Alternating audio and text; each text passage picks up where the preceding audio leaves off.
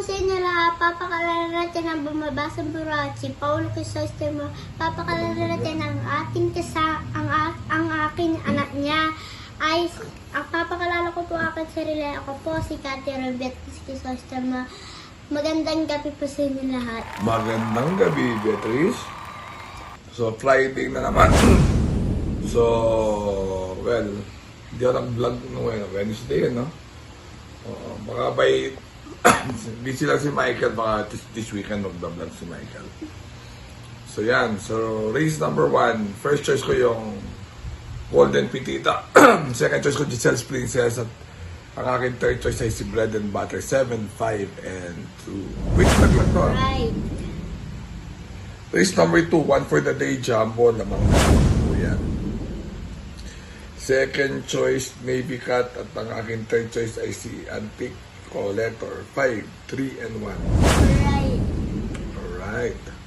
So, race number 3. Race number 3, parang lamang si Batang Cabrera, Black Star, 2-horse race, 7-3. Kasi nga maraming ang nagbabiyahe. Third choice ko, Chiller, 7-3, and 2. Yan, 7-3, and 2. So, race number 4 naman, parang lamang ulit, Dugong Bugaw. Second choice ng Group 14, at ang aking third choice ay si Copycat, 6, 5, and 2. Right. So race number 5, parang lamang sa, balikat. 4, 6, and 8. Queen Margot, Ice on Sunrise at Noir, 4, 6, and 8. Right. Tika, all right ka lang, no? All right, ah. Ito, race number 6, first choice, Genie. Second choice ko yung Autumn Shower. At ang aking third choice ay si Goldman. 4, 8, and 7. Pero tayo yung panalo dyan. Right.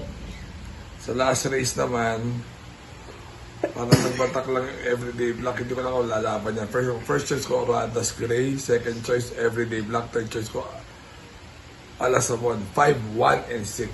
Right.